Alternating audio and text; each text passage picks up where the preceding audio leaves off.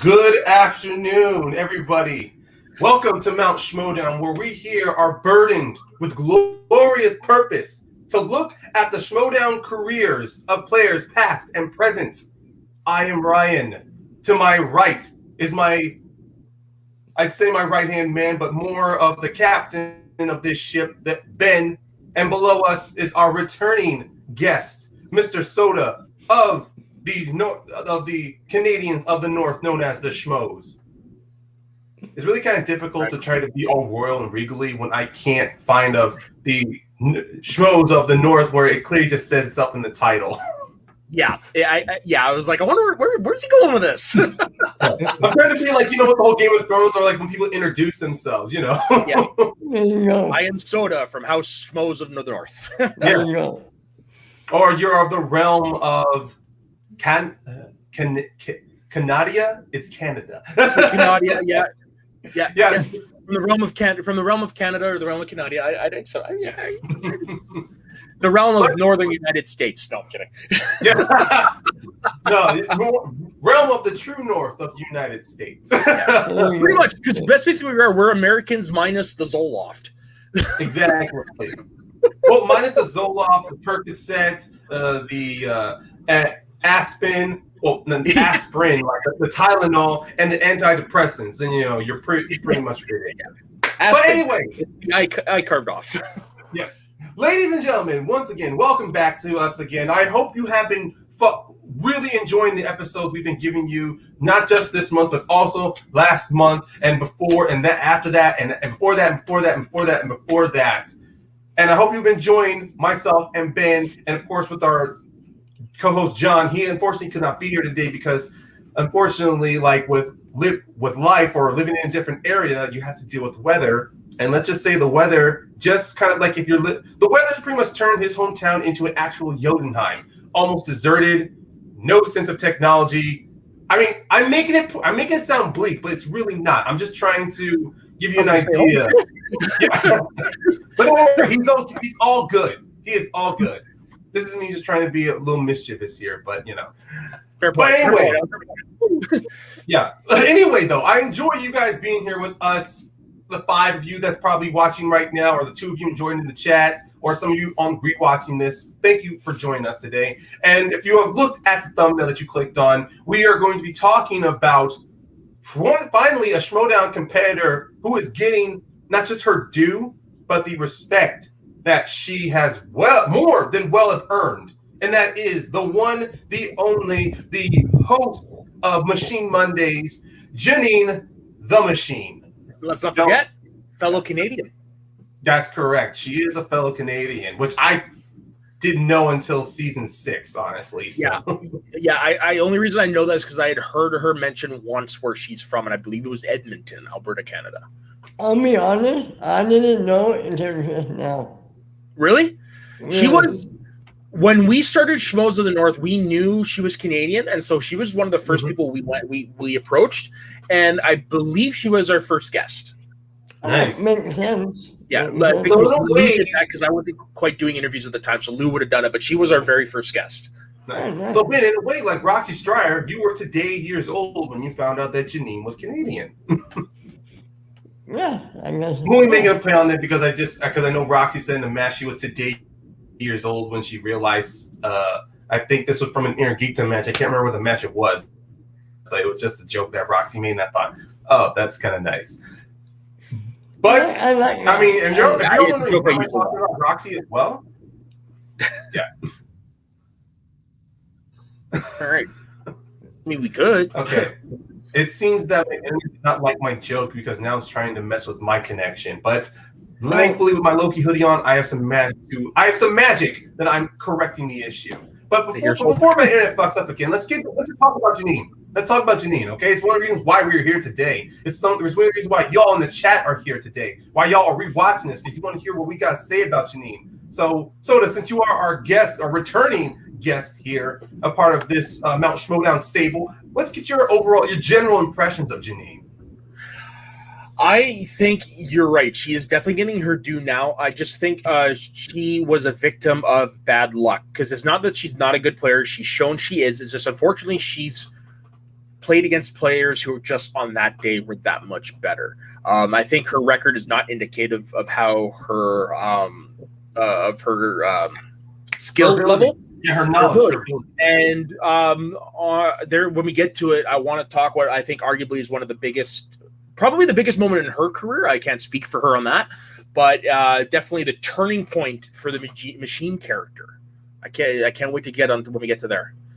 Yeah, we can. Yeah, I can't wait for you too. I mean, honestly, you are correct. She has had herself some unfortunate runs with bad luck, though. I mean, when she started, like around season 5, she came in. She was a fan of the movie trivia Schmoedown, like one of the few brought in to be a serious competitor. She gets paired up with Jay Washington, and you could not give me a more better 1-2 punch combo at that time. And Jeannine had so much going into it. She brought attitude. She brought sense of respect and class. I mean, and also creativity, like to no wit's end, honestly. Either she had an idea. Either she had an idea of what she wanted to dress up as for an entrance, what song she wanted to pair with that. Like Jeannine knew exactly what impression she wanted to give people in the audience to entertain. Who did that first? Was it Jeannine or was it 6 Degrees? What do you mean? Well, like, you know, you said like Jeannine picks the costumes for her entrances and her music and stuff. Like, who was the first? 6 Degrees was the one who did it first. Sorry, 6 Degrees did okay it first. Okay, yes, it was. Yeah, I just wasn't sure because they my knowledge of Schmoedown really begins at season 5 when I started, or season 4 when I started. Sorry, so there's a lot of stuff I'm not quite sure on.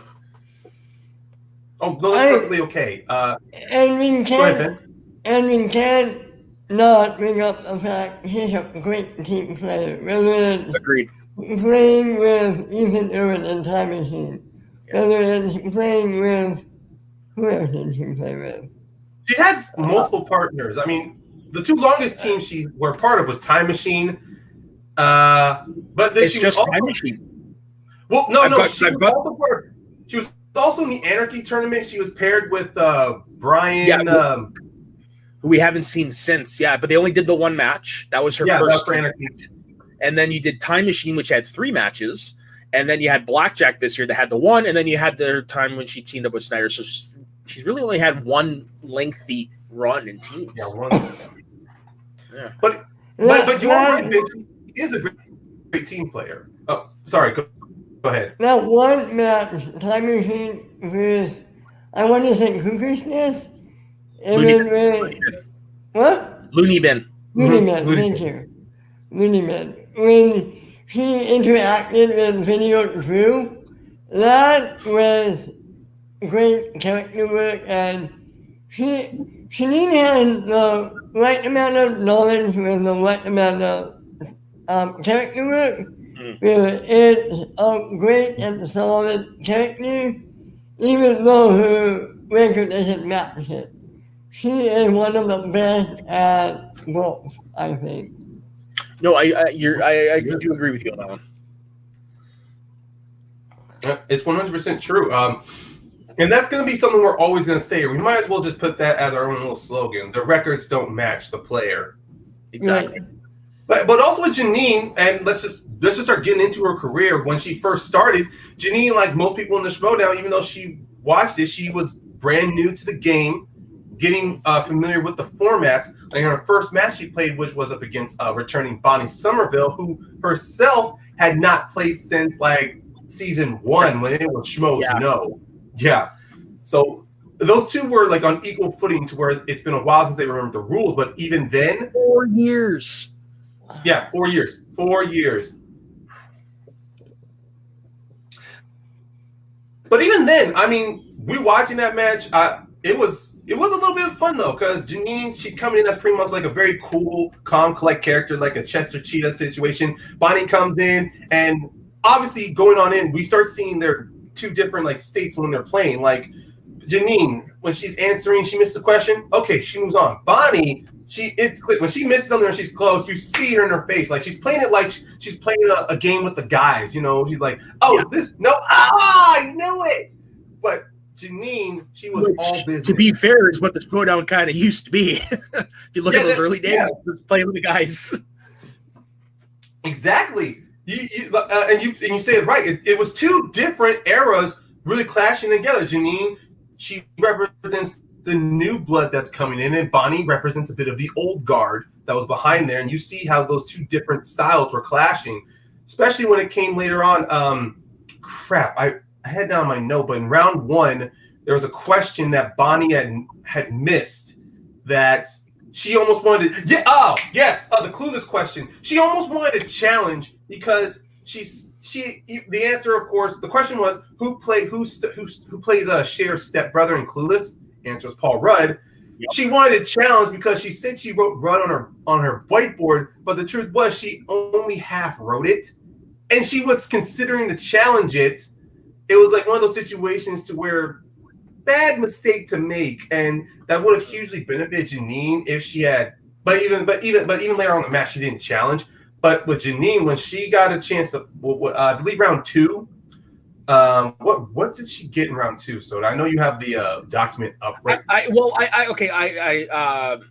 Full disclosure, I didn't have time to watch any matches, but I do have her records here, and it just gives me the round 2 category of animated.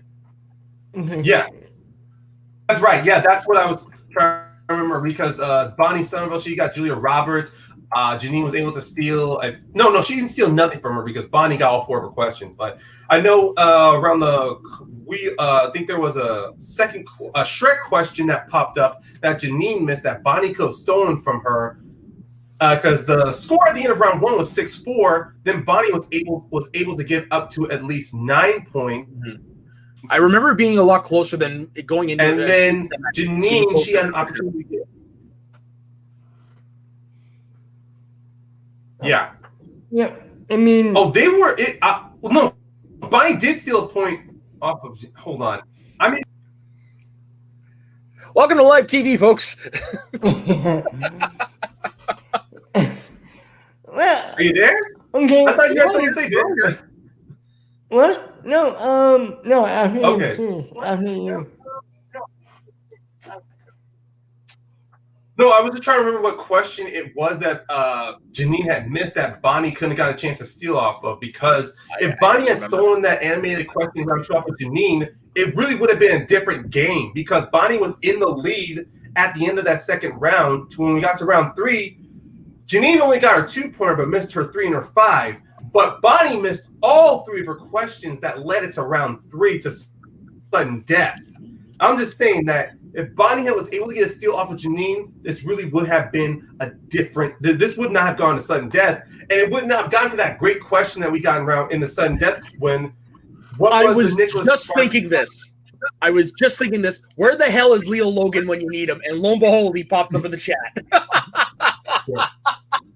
Normally for me, when I write down notes on matches, I'm only doing tally marks on the categories they did and then what they got right and wrong. So I don't ever, unless it was really huge, which to me personally, it should still reflect my note taking. Because we've done 35 episodes now, Ben, and I should be better at this. But thank you, Leo. Yeah, they missed the Moana question, and if Bonnie had stolen that, this would have been her game to win, and Jeannine would have started off season 5 with a loss, but it got to sudden death, and it gets that question, what's the name of the Nicholas Sparks book that stars Mandy Moore?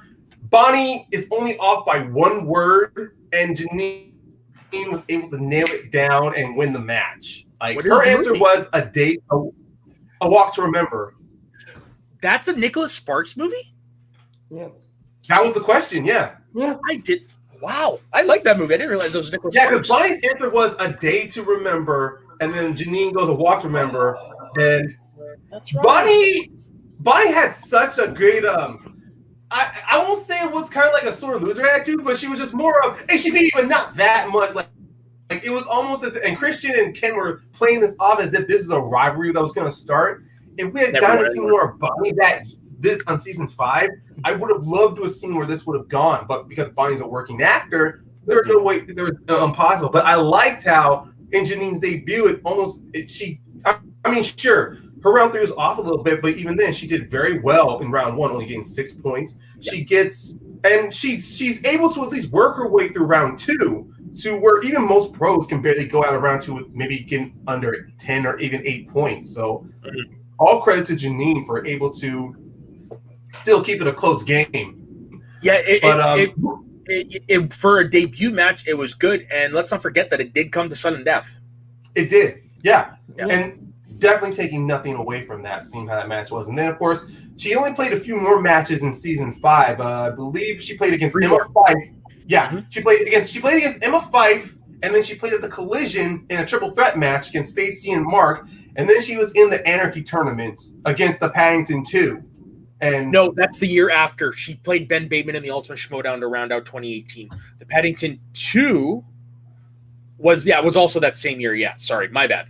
Because they separate the singles and they separate the stuff, the other ones.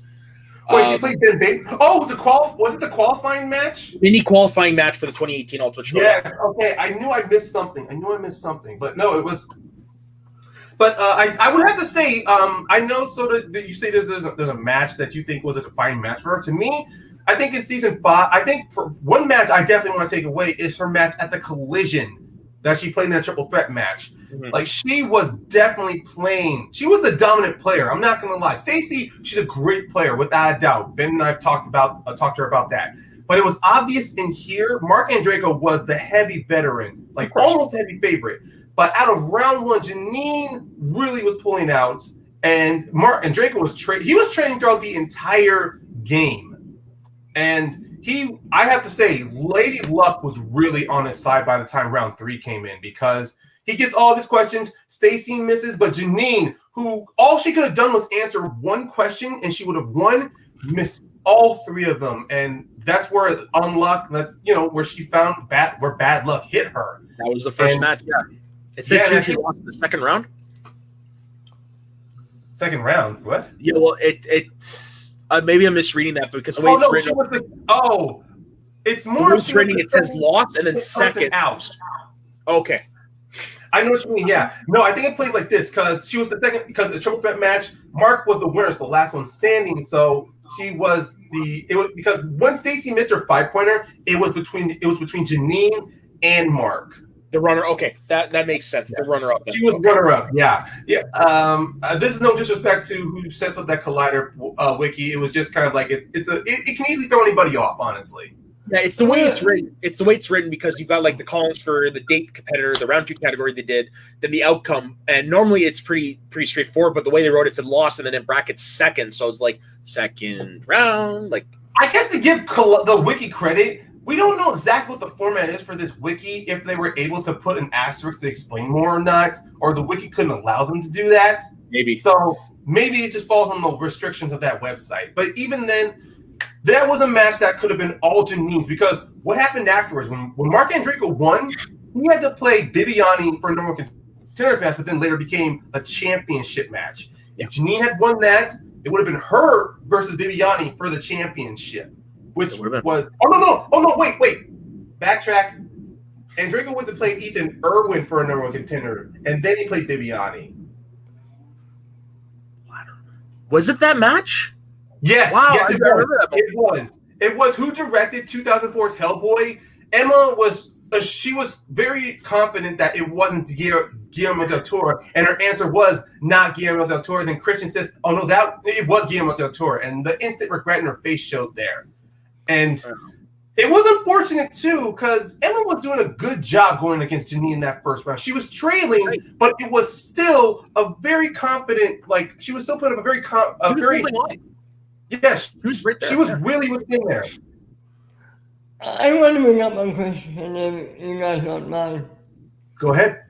Okay, Jeannine has been one of 3 factions. The faction squad in St. Washington, the usual snakes with Sam Levine, and that was Snows with Roxy Stryer. Yes. Which one would you think fit the best? Because I think, as of right now, she's with Roxy, in my opinion, who is the best fit for her. Yeah, that's my answer too, is Roxy. Well, it would be hard not to say that she and Roxy are a great pairing together with the Stars. But to me, I still think her best showing out was with Jay as part of the Viper Squad, because there you got to see her really get her talent get nurtured, her knowledge really begin to expand. Because with Jay, of course with Roxy, you see she had great matches. But when she was with Jay, she had some very memorable matches in her career before the faction started, before season 7, because let's just skip to it. Season 6, she was the undercard to Merle versus Irwin. She pushed Chance Elson to his 5-pointer at the time where Chance, everyone was not sure of who he was as a player because he missed a 5-pointer going against Viviani. He also missed a 5-pointer in one of his matches. So it was like Chance only had one loss, and Jeannine, she was the more experienced player. Mm. And also, this was live in New York, and she came out dressed as a boxer, coming out to Living in America by James Brown, part of the Rocky IV movie. So this is the movie. This is the match that I was referring to. But to go back to which manager fits better, yes, she may have had better matches with Jay, but I think in terms of a manager and competitor dynamic, Roxy's the one that's able to rein Jeannine in, because before you would see her get in her head too much and then the mistakes would happen. With Roxy, you haven't seen that yet because Roxy's been able to talk to her and say, nope, focus. Well, and I agree with you there. I do agree with you there. I think even then, Jay still did a good job. Yeah. I mean, of course, during that time, back when managers were there, they were just the talking, they were just the talking boxes. They were just there to speak. But even then, Jay did fight very hard for Jeannine. I mean, why else did we not get that great team of Time Machine between Ethan and Jeannine, because Jay was fighting so hard for it? I mean, if I remember in the Anarchy tournament, Guy originally was meant to team with Jeannine, and then that fell apart. Right, yeah. Yeah, because in the Anarchy tournament, I remember when they were pointing out if the Shirewolves didn't win, Rachel would have been paired with Guy. Yeah. But the Shirewolves won the belt. So then Guy, the person he was defaulted to was Jeannine, but I think because of scheduling, I think at the same time some personalities or at least some issues between him and Jay prevented that. So Guy just sat out of the teams tournament. So then Jeannine got Brian Ward as her partner. And from there, I mean, even with War Machine going up against Paddington too, I thought that was a pretty decent match for her as well. I mean, she was obviously the heavy of that team. And she was also really, they lost by TKO, obviously, because they got 2000s. So it was just more of Brian or Jeannine was just not working well with each other, or it was just 2000s was kind of a very gray area. But even then, Jeannine pulled out, oh my God. I mean, compared between the two of them, Jeannine at least had 60 to 70% of the points that she put for that team. I don't actually remember that match, to be honest. This is me going through my head because I was rewatching that one. I was going through all of Jeannine season 5, and then I forgot about that. I'm like, oh, you need to watch that. But go ahead. So let's talk about the live in New York match against Ellison. So that holds a personal place in my heart because that's the very first match the Schmoes of the North covered. But that, if you watch that because remember, season 5, Jeannine was a heel. Yes. And going into that, everyone was because Chance wasn't that well-known commodity at the time. You didn't know if he was going to get the heavier booze or what have you. You just knew Jeannine was going in as a heel.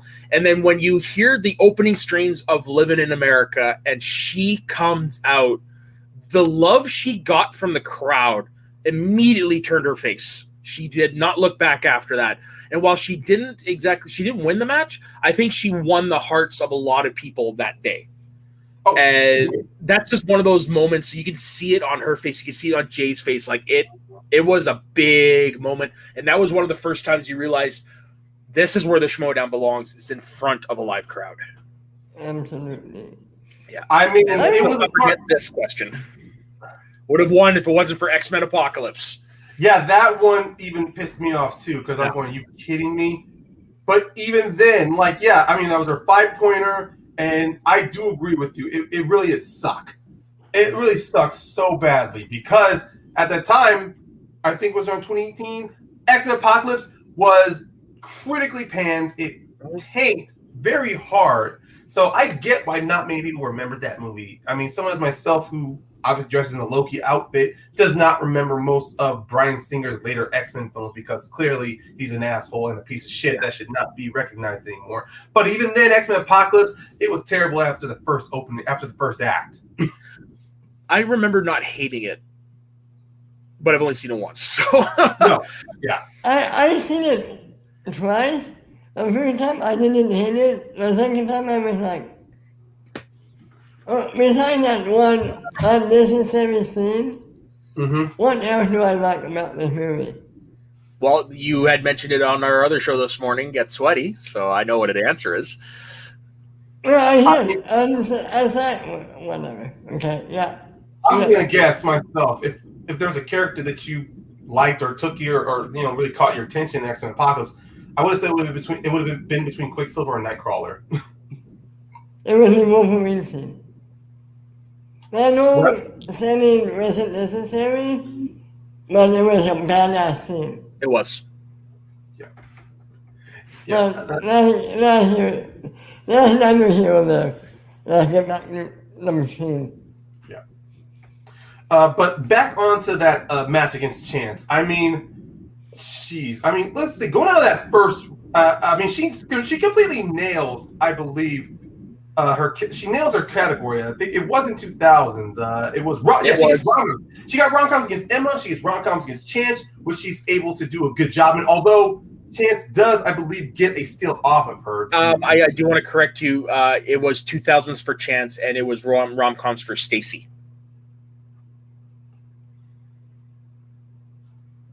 Huh. Here, I'll share the screen real quick. So wait, let me pull it up. Go ahead. Yeah. So right here, Chance Ellison, round 2 category was 2000s.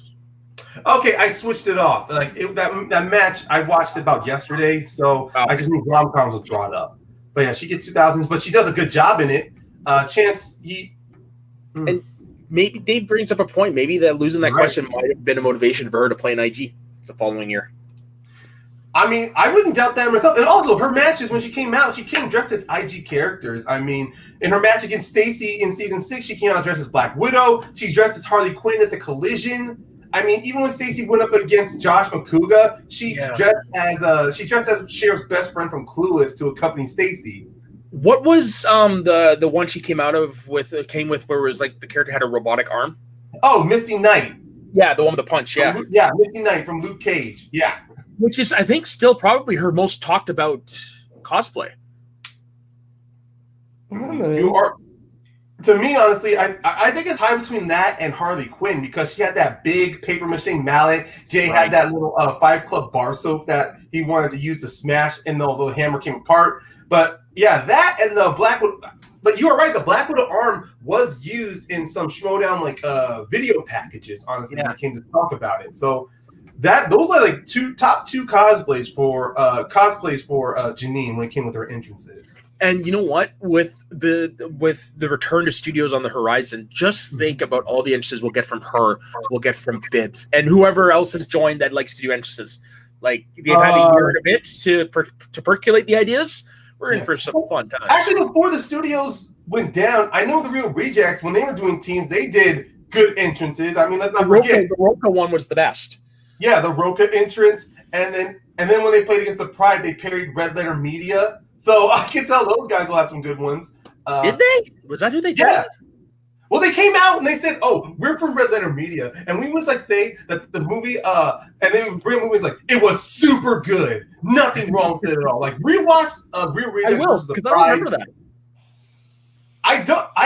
I'm very familiar with. I have little knowledge of Red Letter Media. Every now and then, when an article there shared on my Facebook, but even then, when they brought it up, I'm going like, I don't know who the guys are that they're parroting, but it's very funny. Well, I could probably speak to that a little bit because I do watch some Red Letter Media. I really only watch the one show because everything else are just pedantic. But they do the show. I haven't seen it in a while. It was called what the hell was it called? It was basically they were ripping off Jedi Council and they were making fun of Jedi Council. Wait, the Nerd Crew? The Nerd Crew. So there was a bit of like Ken Knapsack has made his displeasure with them noted a few times.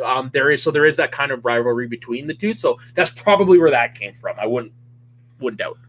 Well, that wouldn't surprise me then that the Rejects did that. I mean, they're kind of like a great area, a third party or so. So it was hilarious. But man, I can't wait for Steelers to come back because now it's just going to be so much to speculate on entrances. But what I do know for sure, we are going to get something from Jeannine. Even Jeannine during the digital age did not fail when it came to her entrances. I know she did a few in some IG matches, even in a singles match in season 7.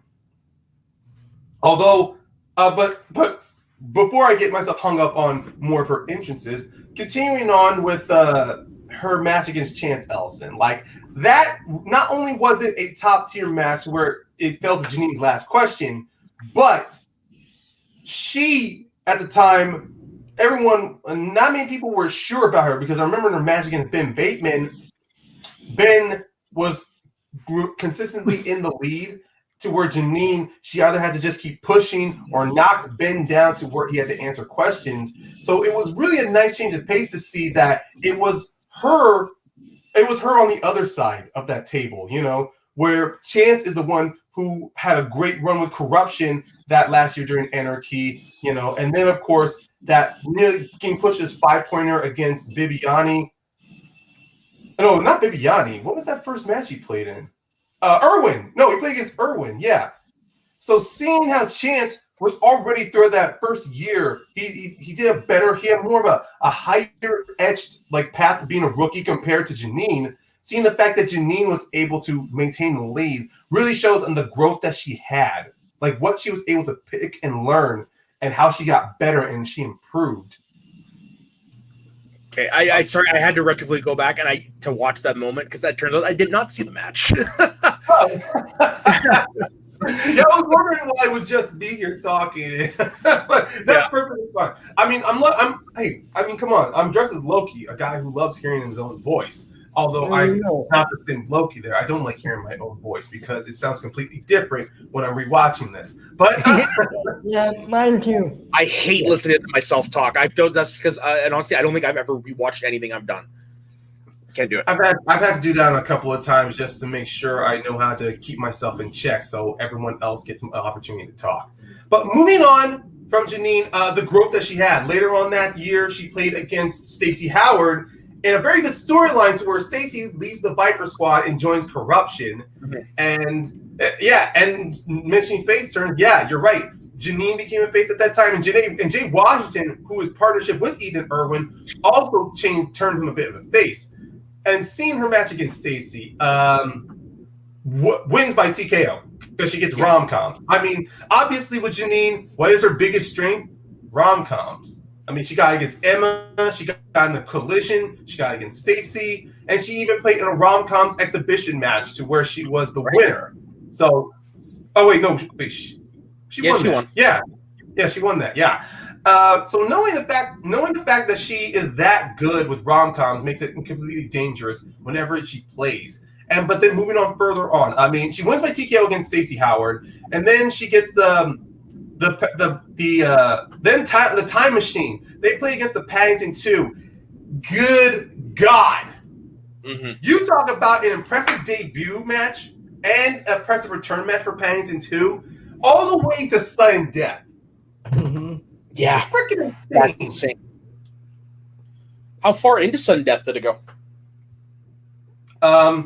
Maybe 2-3 questions. Hold on. Where do they have that in my... I'll bring that up while you're looking. I agree. She does definitely deserve to be in the conversation about Schmoedown. Just unfortunately, unlike the other people, she hasn't won the belts. But once she finally does win the belts, she definitely will be in that conversation. That is going to be an incredible day when she finally wins a belt. Whether it be in teams or IC or it wins. Two questions into sudden death because first question all 4 people got, and then the third question came. I mean, the second question came. I believe only actually missed it to where, and Jeannine and Ethan got that second question, sudden death. Okay. But even then, the way that played out, I mean, at the end of that match, it was a very tight knit game, and it was a tie throughout the entire match. Honestly. Because when second round came, Time Machine gets Tom Hanks. They pull out 9 points in it. And then Paddington gets Disney. They pull out 9 points, keeping it a tie game. And then it gets to the third round where the Time Machine, Jeannine answers a 2-pointer in dance questions. Ethan gets his 3-pointer in fantasy sci-fi. They both answer a 5-pointer in Tarantino. And then Paddington Dude does the same thing in round 3. All 3 of their questions. This is probably one of the most heavily played matches and the most stressed game matches, team matches I've ever seen. Time Machine, Paddington 2. I mean, good God, I am just like thinking that is that is a match that it seems has fallen through the cracks. But was that no, it wasn't. I thought it was I thought it was nominated for match of the year around. No, that was actually 2 matches later for the Time Machine, and it won for upset of the year. Looney Bin. That's right. Wow. And it's unfortunate though because that match deserved to be recognized. I'm pretty sure, of course, obviously it can be thrown into the conversation to be nominated, but ultimately then it's just kind of, well, we'll see what happens. But yeah, the Looney Bin Time Machine. I mean, after they played against Paddington 2, they went against the Scream Queens, and that was another impressive victory, honestly, because the Scream Queens, they played, season 6. They've had 3 matches. They had 3. That was a third match because they played against Thomas Ian Nichols' team, the Garden Hosers, and then their second match, because they played the Odd Couple at the Throwdown. Their second match, I think, was against Only Stupid. They were their last match. Thinking about it now, because a lot of the Scream Queens, I remember they had a TKO loss to Shazam.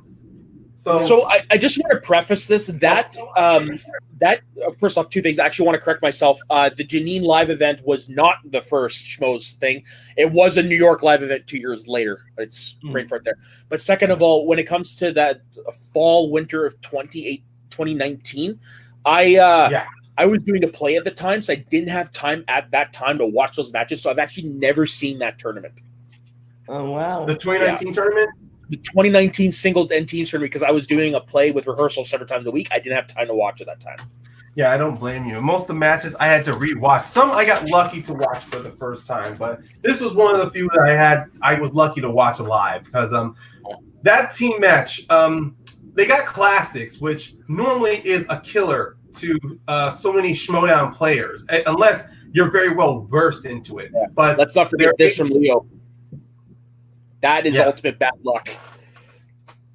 That's true. But you see it here with the teaming up with Ethan Irwin, it really was helping her a lot, making her that much better. Oh, I'm sorry, Ben. I'm interrupting you. Go right ahead. I just want to ask really fast. I want to make sure I'm right. The Looney Bin, that's video 2 at the top, right? The Looney Bin? You are correct. Yeah. Oh, okay. Yeah, you were thinking Cuckoo's Nest was with that other weird guy that I haven't seen since. Rick Hong. He played a match in the First Class League. That would be why I haven't seen him. No. I think let me steer this back to when we talk about Jeannine with her unfortunate run with bad luck. And Soto, you're obviously looking at it through her little record on Kalani Wiki. She did have, unfortunately, some strings of she'd be on a good run, like having 2 wins, and then she'd be on some losses. Because after she had lost the chance, she beat Stacey Howard, and then she plays against Mike, who that year, Mike was just literally on fire. I mean, sure, he was up and down, but that year, her match against Mike at the Throwdown, oh my God, it was really unfortunate too. So this is how streaky she is. So she won her very first 2 matches, then she lost 4 in a row, then she won by TKO, then she lost twice to Mike. She lost twice to Mike and once to Riley. Then she beat Warfather, beat Paramo, and then she's lost their last 2. So the Free For All and Marisol this year. So yeah, it's like 2 wins here, 4 losses there, sort of thing. Yeah, that's why I want to get to talk about this little crucial point with her and bad luck. And her match against Mike, she and Mike were really on par with each other. She only missed 2 questions. Mike, he didn't go perfect either, but it was still like a very close game. But then once the wheel round came, Mike lands on Bonds. He, of course, nails it. And then Jeannine, unfortunately, she gets opponent's choice. He gives her Tom Cruise. Yeah. The first time. Yeah, I'm talking about the first time. Okay. Oh, no. He gets James Bond at the throwdown. Right, yeah, the first one. Yeah. Wow, I'm mixing up here. Because I know he got Cameron Diaz against Mike Kalinowski. That's the second one at the throwdown for the Ultimate Schmoedown tournament. So that's the one I'm focusing on. That bitch. Yeah, Cameron Diaz, that bitch. Okay, that is the one I'm thinking about the most. Her and Mike at the throwdown, honestly. The first time, it wasn't a big match. It was just a simple singles match. Yeah, and she lost by TKO in that one. And then the second one at the throwdown was just a straight up loss, which means it was pretty close. It had to have been pretty close. Now, that was definitely another show of her improvement as a player because she did stay very close with Mike Kalinowski. Mike, of course, hits Bond. That little moment he spins it, everyone in the audience is booing. He goes, I don't want to hear any of this shit. I don't want to hear nothing. Because we all know at that time, Mike just kept constantly getting James Bond. Yeah, pretty much. Actually, I'm surprised nobody made a tag of James Bond whenever Mike spun it. I mean, of course, for Scott Manson, it was a measure of hatred. But who the heck did not play against Mike and go, you motherfucker, don't get James Bond, or Bond, that son of a bitch, you know? I know why. Everyone's more afraid of him with DC. So, James Bond is like his minor. At that time, now it's considered definitely one of his strengths. But at that time, I mean, you're correct. But if anything, it would be DC. God damn it, DC. Mm-hmm. Yeah. Although he's still a little wishy-washy with DC, but yeah, it's still a very, very strong strength of his. For sure. I mean, for a guy who used to host DC movie news, I mean, it better be. Otherwise, what are you doing with your life, man? I'm pretty sure he's enjoying his life with Shannon and being an actor. Honestly, that dude is living a good life. He is. Nothing against Mike. Nothing against any of the Schmoedown personalities, the lives you guys are living. I mean, seriously, we're here talking about the entertainment you give to us, the matches that you put on. And but one thing I do want to say with Jeannine as a template of her profile, she is a great example of someone who's able to bounce back and evolve in the Schmoedown. Mm-hmm. I mean, normally with the what you just said, she would go on this little unfortunate streak where she had 2 wins and then she would lose and then get a win again.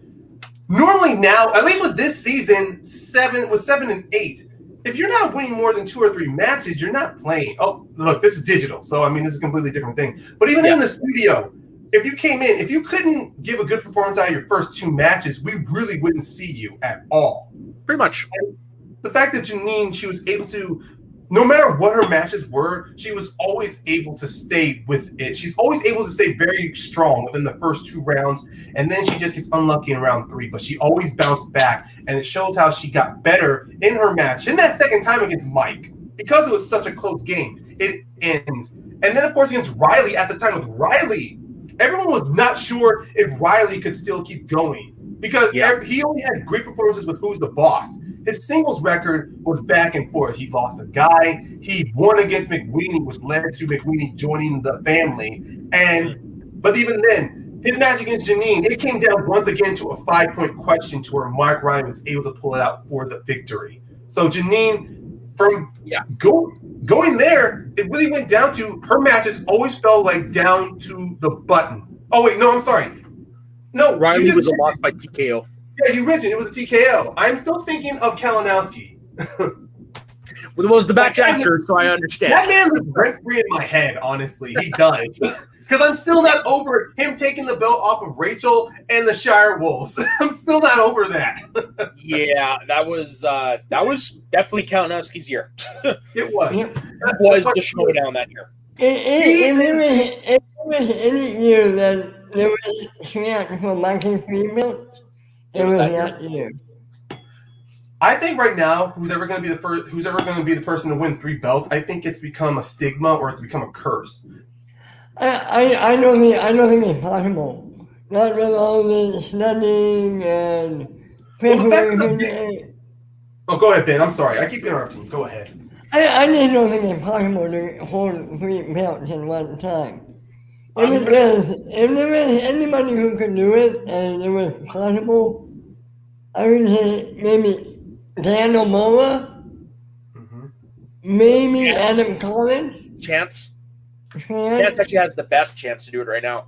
I don't know about Collins because so far he's still staying in. I know he can play in Geek in Star Wars. I've seen from his time out before he joined the Schmoedown. But right now, it seems he's the more heavy focus on singles and teams. The moment we do see him jump outside of that, and then we see him maybe win maybe 1 or 2 matches in either IG or Star Wars, then I'll start thinking about that conversation. Also, I don't think Harloff wants anybody to go for 3 belts right now. No, probably not. Yeah, Harloff.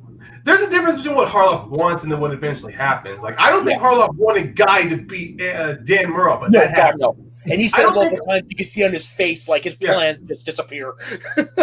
Yeah, I don't think Harloff wanted to lose against Sam Levine, but that happened. I don't think Harloff was expecting top 10 to break up against Team Action, although that did not happen. But even then, seeing exactly things change in the Schmoedown, and I get from Harloff back to the 3 belts thing a quick second before we keep going. I do believe it's possible, but I'm gonna quote Gorilla Monsoon in this. It's unlikely in all likelihood. Yes. I would quote Steiner with the math and all that, but that's too long, honestly. I mean, look, all right, to sum it up very quickly, the possibility of a 3 belts. You literally have a 33. You can start with a 50% chance of just getting 1 belt. But then you start spreading yourself out into different divisions. That takes it from a 50% chance to a 33% chance. And then you want to spread out your time even more to maybe go IG and Star Wars. That knocks you down from 33 to 12.5. But then, depending on how strong you are in a certain league, you jump up to that 12.5 to maybe a 25%. So you literally have 1 out of 4 chances to being a dominant player in a league. Now, to people who are watching this, my math may not make any sense. This is just my little madness working itself out. But trust me. His math teacher was Scott Steiner, for those of you wondering. Actually, Scott Steiner was one of my head. I was a terrible student. I was a terrible student under Steiner. Steiner was 100% right on the math. I was just terrible at it. But Ben, when you get a chance, look up Scott Steiner math. That's all you need to do. Yeah, TNA, Scott Steiner math, and then you'll find that clip. Yeah, exactly. It's just ridiculous. Over my head.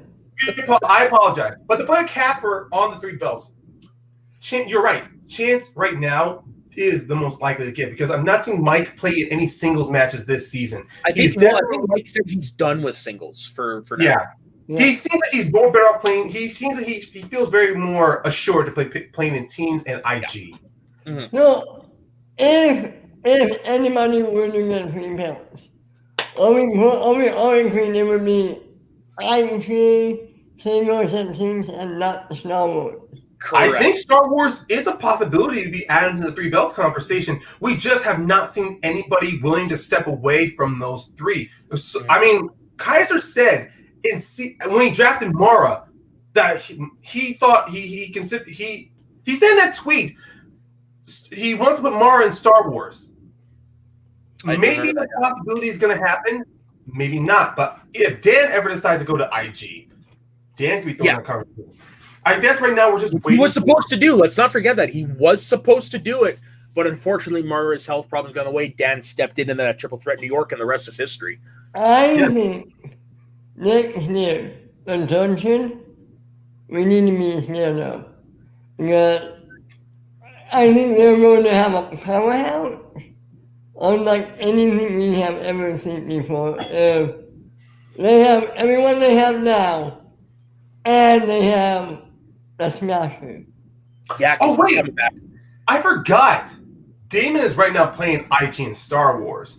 If he is comfortable or feels very confident, maybe he can dip his hand into teams or singles. Maybe teams will be more likely because he can bounce off of somebody. Yeah, maybe. I honestly don't think singles is in his future, but teams is definitely a likelihood. Maybe I got to see more. He had to win the belt back before I'm down that one with him. Okay. Because right now he's concentrating on the Star Wars, and I'm betting he's putting everything, not aside, but not even the back credit, but I'm feeling he's putting Star Wars that much more ahead. Yeah. So I got to see what he has the belt back, then we could bring him back into a console, I feel. If any, to me, honestly, a 3-belt player, if you're able to be within the top 10 or the top 5 players within 3 separate divisions, I think warrants an opportunity to be a 3-belt talker. Because even right now, Jeannine, she's playing in 3 divisions. That's if we see her with IG, even though it's becoming more and more, if she decides to, I don't know if Roxy is gonna want her to play IG. Because let's move past this now. Let's talk about her time in factions for season 7 and 8. She gets drafted by the Suspects. She makes her intention to play in IG, and she plays IG, and she plays in the Inner Geekdom tournament. Her opponent she played up against, I believe, was John Humphrey. Unfortunately, she lost. But still, she put out a very great performance to where, she came close to almost winning a TKO because Humphrey was pulling very ahead of her. But she gets all 3 of her questions to save herself from that. And Humphrey wins by only getting 1 or 2 of his questions. But even then, Jeannine's performance, I think, should not be overlooked that now she can play Inner Geekdom, especially now that Inner Geekdom is not that deep well of questions like it was during seasons 5, 6, and 7. It has now broadened itself out to where Jeannine can actually put up not just a fighting chance, but I think she could possibly dominate. Yeah. That's a good one, Ryan. That is a very good one. Wait, RRR? Wait, who's RRR? Radis. Oh, Rick. Rick. Oh, crap. What? Can I ask one thing real quick? Of course. Yes. What do you guys think of Jeannine and Damon being on a team together? Jeannine and Damon. Now, this brings back to something that was brought up earlier from Ryan. Do you think Jeannine stays as Snyder's partner in teams, or is Blackjack sticking together? You know what? I could honestly see Blackjack staying together and Snyder getting a different partner. It's either for me because the performance that Jeannine put with Snyder, and then look, I'm not going to judge the first match between Blackjack and her time with Snyder, but it was clear though with Jeannine, she clearly after that loss with Blackjack, she once again had a fire lit under her, and you see what she did against Marisol, and then you see her carry that same energy being Snyder's team partner. To me, if Blackjack does stick together, Jeannine not only has the experience working with Jacoby, who I know from personal experience is a damn good player, she also has that experience working with someone like Snyder, going up against Shazam in a 5-round match, to where she can take that experience, that taste of championship gold, and bring it to Blackjack, to where she and Jacoby will want to play lights out every time. Because right now, Shazam has proven, after playing against the Odd Couple, you have to not miss a damn thing in order to... Star Wars reference coming up. Incoming Star Wars reference, everybody. This is literally the trench run of the Death Star when you're playing against Shazam. You better not miss. Do not use that targeting computer. Use the Force to shoot your photons into that 2 millimeter wide spaceport. Otherwise, you're gonna be like the Red Leader. You relied on that targeting computer. You relied on the targeting computer. You missed, and by the time you come around for another run, Darth Vader's on your ass and he kills you. Got worked up there, but that's my point, guys. You don't get it? Watch A New Hope. Don't criticize on why there's a spaceport in a Death Star, and just focus on the scene itself. I don't like the fact Rogue One. That. I like Rogue One. Target. Great scene, but you're not wrong. It is basically what it is. It's like you do have the one shot and you can't miss it, and it seems like that's what it is with all the titles nowadays. You have to nearly go perfect, or you have to go perfect. Especially with the betting and the speed rounds, they're 2 big factors. You miss one. We just saw with Mara and Mike. Mara, she misses her 5-pointer, which she could have retained, and that was the one shot to miss. She and Mike were already going back and forth with each other. Mm-hmm. But even then, that 5-pointer she misses, Mike retains, becomes the first person to win that belt 3 times. Dan Murrow, we saw it against Adam Collins. Adam Collins didn't know his 5-pointer. Dan retains, becoming the first ever 5-time singles champion. And we just saw with Shazam. They went perfect never missing. Odd Couple really bounced back after that first round, kept staying point on point with them. And we saw with Star Wars, Alex Damon, that second time he played against Dimolanta, we saw the weakness, we saw the gap starting to show. But in that first match, will never be forgotten, they go 50-50 by the time Alex misses. And anybody who watched the First Class League, that match between Nick Harley and Kofi Outlaw, they go to sudden death. 44, 45. That's the one from this week, correct? Yes. Now, I'm not going to talk more about the FCL because I'm not going to recognize a certain German superstar. But let's keep moving forward. Yeah, another 5-pointer missed. That was a tough question, though. Oh, thanks, Leo. I thought she got all three of them. I'm guessing it was a back and forth then. Okay. Yeah. It was a back and forth. Okay. Yeah, that's what happens when you have a comparator with that many matches. Or this wasn't like last year, Ben, where we were all stuck at home to where I had so much time to watch every match of every competitor. Now with an actual life and everything else, right? You really have to make the time. And that's actually something I'm wondering is, as this is off topic, but as more people start, to go back to their lives pre-COVID, I wonder how much of the content we're ingesting right now is either going to go away or it's going to lose. You do have a point there.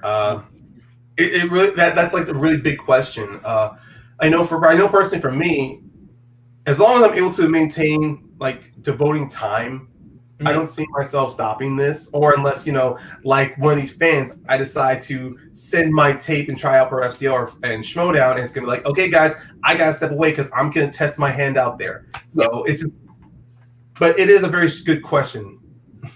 Yes, yeah. I just wanted to bring that up for whatever reason. I don't know why. No, it's a legitimate question. But going back to a comment about Jeannine, you know what? Briefly, let's touch on Jeannine as part of the usual suspects. That time in her run, she played IG against Humphrey. Of course, she lost. She didn't play any teams matches. Did she play in a singles match for the suspects? Yes, yeah, of course. Warfather and Jader. 3. No, Jader was this year. She played Riley in 2020 as part of the suspects, and she played Warfather in September of 2020 as part of the usual suspects. Right. Okay. Yeah, that's right. Yeah. Oh, yeah, because the problem was the first match this year, and I remember I interviewed her for it. I can't remember what show was on there, so I knew that was this year. I remember it. Okay, that Riley match. Okay, yeah, that was a studio match. One of the first studio matches, Guy accompanied her to the ring. Yeah, and that's when Riley had that new nice Superman jacket, that red and black Superman jacket. Oh, goddamn. But still, that was a good. I guess one thing to talk about the suspects. Jeannine, when Sam picked her, Jeannine really was meant to be like a real hard hitter for the suspects because he had so much faith in her, and not confirmed or not confirmed, knowing the fact that Rachel and Jeannine have like this great friendship. It's almost as if to me that Jeannine was really getting the best of both worlds in the suspects. Singles knowledge and wisdom from Sam, and inner geekdom knowledge from Rachel, and team's knowledge as well. Like if the world didn't go to hell around 2020, I think Jeannine really would have been that triple threat that she was made out to be. Not made out to be. That she will be. Will be. Absolutely. I 100% agree with that. Yeah. Yeah. Because even though Inner Geekdom now has become more wider with players, I still believe that she can do great in that division. Oh. That's a great pull up there. Thank you, Rob, for that one. I mean, what Jeannine just showed this season with the Stars, she can do great in both divisions, but at that time with the suspects and before last year, that question was, should she either be a singles or a teams player? Was like an underlying question that was thrown amongst people. To me, I think if she did focus on one division, I would say she stay focused on singles or teams. Agreed. IG at this point is kind of, I'd be cool to see her competing in that again, but it's kind of one should go on the back burner. Yeah.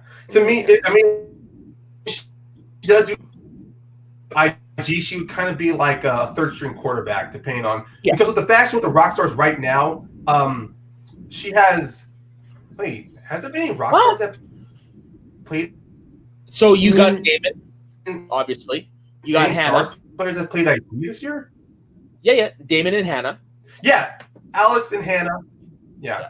And then you also have. And then, of course, I remember from her the two Barstool guys, because they were put down as in IG because they're split. But depending on how the scheduling is or what the rest of the year will be, added to the tournament instead of Hannah. Probably, yeah, but Ken Jack's listed as singles IG Star Wars, and Jeff Lowe is just listed as IG in Star Wars if they get to compete this year. Yes. But to answer your question, Rob, I think for me personally, for Jeannine, right now, the way she's going, since she's already played 2 teams matches this year, I think if she had to focus on one, I'd say teams.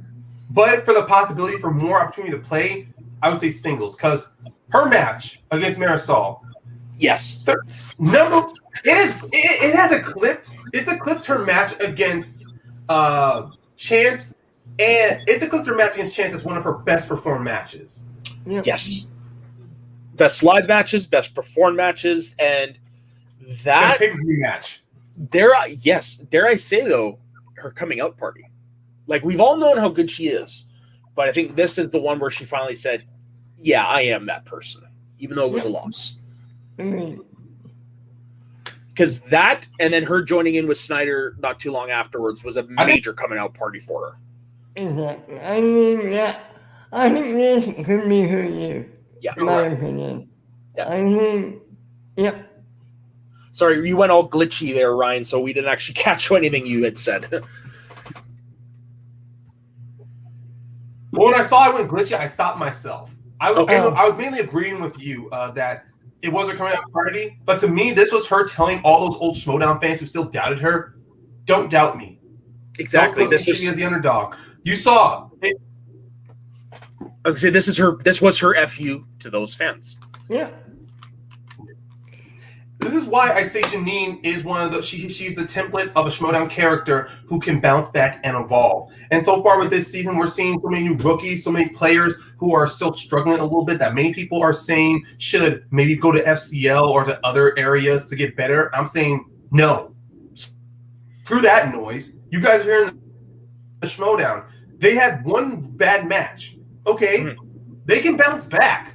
Sabrina Ramirez can bounce back. Clea Wiggins showed last season she didn't have a great start. She bounced back this year in the Black Cinema match, going from dead last to winning the whole Clea Wiggins from last year, though. With Clea Wiggins from last year, though, she literally joined that match day of. Like, it was down to the last second replacement. No pressure. Yeah. Yeah, I wasn't gonna look over that either. But I'm just saying, regardless, I mean, people can either the day of or with weeks or months of prep can still have a bad match and still show the next time that they are that damn good. And I still believe that there are so many more coming down the road. But right now, at this point, with Jeannine currently to where she is, actually, you know what? Let's just move on and let's get to our final thoughts of Jeannine. Ben, I know I have been dominating too much of this. You have any of your final thoughts here? You kick this part off.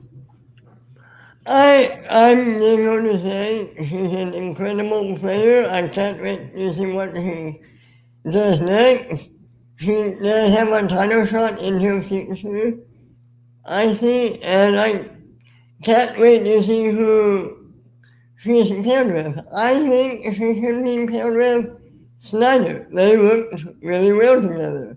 I want to see more of that team going forward.